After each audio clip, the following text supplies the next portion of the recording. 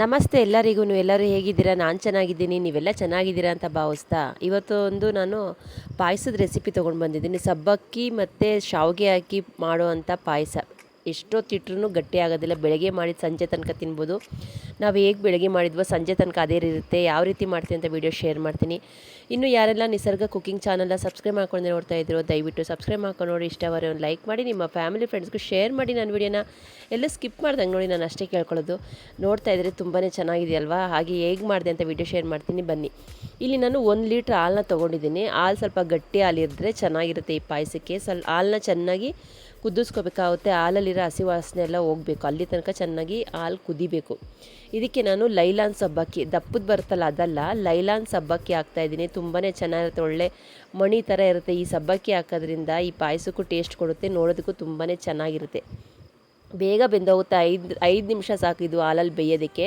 ನಾವು ಹಾಲನ್ನ ಹಾಕ್ತಿದ್ದಂಗೆ ಆ ಸಬ್ಬಕ್ಕಿನೂ ಹಾಕಿ ಚೆನ್ನಾಗಿ ಕುದಿಸ್ಕೋಬೇಕು. ಸಕ್ಕರೆ ಎಷ್ಟು ಬೇಕೋ ಅಷ್ಟು ನೋಡಿ ಹಾಕೋಬೇಕಾಗುತ್ತೆ. ಹಾಲು ಪಾಯಸ ಅಂತ ಬಂದರೆ ಮೀಡಿಯಮಾಗಿ ಇರಬೇಕು. ಇತ್ಲಾಗ ಸಪ್ಪೆನೂ ಬೇಡ, ಇತ್ಲಾಗ ತುಂಬ ಸ್ವೀಟು ಬೇಡ. ಒಂದು ಅಳತೆ ಮೇಲೆ ಹಾಕಿದ್ರೆ ಸಾಕು. ತುಂಬ ಚೆನ್ನಾಗಿರುತ್ತೆ ಈ ಥರ ಪಾಯಸ ಮಾಡೋದ್ರಿಂದ. ಮದುವೆ ಮನೇಲೆಲ್ಲ ಮಾಡ್ತಾರಲ್ಲ, ಸೈಡಲ್ಲಿ ಎಲೆಗೆ ಹಾಕ್ತಾರಲ್ಲ, ಎಷ್ಟು ಚೆನ್ನಾಗಿರುತ್ತೆ ಅಂದರೆ ಅಷ್ಟೇ ರುಚಿಯಾಗಿರುತ್ತೆ. ಇಲ್ಲಿ ನಾನು ಏಲಕ್ಕಿ ಕಾಯಿ ಒಂದು 5ರಿಂದ 6ನ ಚೆನ್ನಾಗಿ ಸಿಪ್ಪೆ ಸಮೇತ ಕುಟ್ಟಿ ಇಟ್ಕೊಂಡಿದ್ದೀನಿ. ಏಲಕ್ಕಿನೂ ಇದೇ ಟೈಮ್ಗೆ ಹಾಕ್ಕೊಂಡು ಚೆನ್ನಾಗಿ ಕುದಿಸ್ಬೇಕಾಗುತ್ತೆ. ಲೈಲಾನ್ ಸಬ್ಬಕ್ಕಿ ಮತ್ತು ಸಕ್ಕರೆ, ಏಲಕ್ಕಿ ಕಾಯಿ ಹಾಕಿ ಹಾಲಲ್ಲಿ ಚೆನ್ನಾಗಿ ಕುದಿಸ್ಕೋಬೇಕಾಗುತ್ತೆ. ಈ ಪಾಯಸಕ್ಕೆ ನಾನು ಶಾವಿಗೆ ತೊಗೊಳ್ಳೋದು ಮೇಯ್ನ್ ಇಂಪಾರ್ಟೆಂಟ್ ಆಗುತ್ತೆ. ಶಾವಿಗೆಲಿ ಬಂದು 2 ಥರ ಶಾವಿಗೆ ಇದೆ. ನಾನಿವತ್ತು ತೊಗೊತಾ ಇರೋದು, ಅದನ್ನು ಶೇರ್ ಮಾಡ್ತೀನಿ. ಪಾಯಸ ಇದರಲ್ಲಿ ಮಾಡಿ ತುಂಬಾ ಚೆನ್ನಾಗಿರುತ್ತೆ. ನೋಡಿ, ಹಾಲನ್ನ ಚೆನ್ನಾಗಿ ನಾವು ಕುದಿಸ್ಕೋಬೇಕಾಗುತ್ತೆ. ತಳ ಹಿಡಿಯುತ್ತೆ ಸ್ಟೀಲ್ ಪಾತ್ರೆಲಿ ಇಕ್ಕಿರೋದ್ರಿಂದ. ನೋಡಿ, ಬ್ಯಾಂಬಿನೋದು ರೋಸ್ಟೆಡ್ ಶಾವಿಗೆ ತೊಗೊಂಡ್ರೆ ಬೆಳಗ್ಗೆ ಮಾಡಿದ್ರೆ ಸಂಜೆ ತನಕ ಅದೇ ರೀತಿ ಇರುತ್ತೆ. ಹೇಗೆ ಮಾಡ್ತೀವೋ ಅದೇ ರೀತಿ ಇರುತ್ತೆ. ನೋಡಿ, ಈ ಥರ ಕಲರ್ ಇರುತ್ತೆ. ತುಂಬಾ ಚೆನ್ನಾಗಿರುತ್ತೆ ಈ ಶಾವಿಗೆ. ಇದನ್ನು ತೊಗೊಂಡು ನೀವು ಪಾಯಸ ಮಾಡಿ ನೋಡಿ, ರುಚಿನೂ ಅದೇ ರೀತಿ ಇರುತ್ತೆ, ಬೇಗ ಗಟ್ಟಿನೂ ಆಗೋದಿಲ್ಲ, ಉದ್ರುದ್ರಾಗಿ ಬರುತ್ತೆ ಈ ಪಾಯಸ. ಇಲ್ಲಿ ನಾನು ತುಪ್ಪ ಹಾಕ್ಕೊಂಡಿದ್ದೇನೆ ಪ್ಯಾನ್ಗೆ. ತುಪ್ಪ ಸ್ವಲ್ಪ 1 ಸ್ಪೂನಷ್ಟು ತುಪ್ಪ ಹಾಕ್ಕೊಂಡು, ತುಪ್ಪ ಬಿಸಿ ಆಗ್ತಿದ್ದಂಗೆ ಗೋಡಂಬಿ, ಬಾದಾಮಿ, ನಾನು ದ್ರಾಕ್ಷಿ ತೊಗೊಂಡಿಲ್ಲ, ಗೋಡಂಬಿ ಬಾದಾಮಿನ ಎರಡನ್ನೂ ಚೆನ್ನಾಗಿ ಫ್ರೈ ಮಾಡ್ಕೊತೀನಿ ಸಿಮ್ಮಲ್ಲಿ ಇಟ್ಕೊಂಡು. ಈ ಶಾವಿಗೆ ಬಂದು ರೋಸ್ಟೆಡ್ ಆಗಿರುತ್ತೆ. ಸುಮ್ಮನೆ ನಾವು ತುಪ್ಪದಲ್ಲಿ ಬೆಚ್ಚಗೆ ಮಾಡ್ಕೋಬೇಕಾಗುತ್ತೆ, ತುಂಬ ಫ್ರೈ ಮಾಡೋದೇನು ಬೇಕಾಗಲ್ಲ.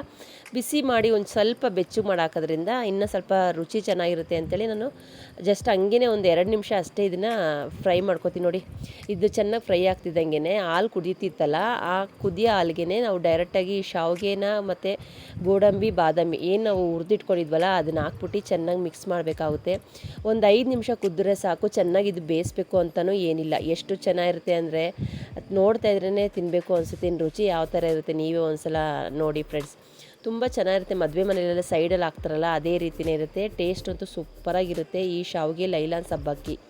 ಇಲ್ಲಿ ನಾನು ಕುಂಕುಮ ಹೂವು ಹಾಕ್ತಾಯಿದ್ದೀನಿ. ಕುಂಕುಮ ಹೂವು ಹಾಕೋದ್ರಿಂದ ಸ್ವಲ್ಪ ಟೇಸ್ಟು ಚೆನ್ನಾಗಿರುತ್ತೆ, ನೋಡೋದಕ್ಕೂ ಚೆನ್ನಾಗಿರುತ್ತೆ ಅಂಥೇಳಿ ಕುಂಕುಮ ಹೂವು ಹಾಕಿ ನಾನು ಚೆನ್ನಾಗಿ ಕುದಿಸ್ತಾ ಇದ್ದೀನಿ. ನೋಡಿ, ಯಾವ ಥರ ಇಷ್ಟು ತೆಳ್ಳಗಿತ್ತೋ ಸಂಜೆ ತನಕ ಅದೇ ರೀತಿ ತೆಳ್ಳಗಿರುತ್ತೆ, ಗಟ್ಟಿ ಆಗೋದಿಲ್ಲ. ಬ್ಯಾಂಬಿನೋದು ಶಾವಿಗೆ ತೊಗೊಳೋದ್ರಿಂದ ಗಟ್ಟಿ ಬರೋದಿಲ್ಲ. ಒಂದೊಂದು ಶಾವಿಗೆ ಹಾಕ್ತಿದ್ದಂಗೆ ಗಟ್ಟಿಯಾಗೋಗುತ್ತಲ್ವ, ಇದು ಆ ಥರ ಬರೋದಿಲ್ಲ. ನೋಡಿದ್ರಲ್ಲ ನಾನು ಯಾವ ರೀತಿ ಸಿಂಪಲಾಗಿ ಮಾಡಿದ್ದೀನಿ ಶಾವಿಗೆ ಪಾಯಸ ಅಂತ ವಿಡಿಯೋ ಶೇರ್ ಮಾಡಿದ್ದೀನಿ.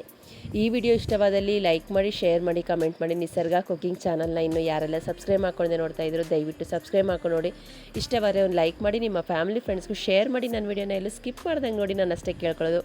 ಇದೇ ರೀತಿ ಸಿಂಪಲ್ ವಿಡಿಯೋ ತೊಗೊಂಡು ಬರ್ತೀನಿ. ಅಲ್ಲಿ ತನಕ ನನ್ನ ವೀಡಿಯೋಸ್ನ ನೋಡಿ ಸಪೋರ್ಟ್ ಮಾಡಿ ಫ್ರೆಂಡ್ಸ್, ನಾನು ಅಷ್ಟೇ ಕೇಳ್ಕೊಳ್ಳೋದು. ಎಲ್ಲೂ ಸ್ಕಿಪ್ ಮಾಡಬೇಡಿ. ನಮಸ್ತೆ ಫ್ರೆಂಡ್ಸ್.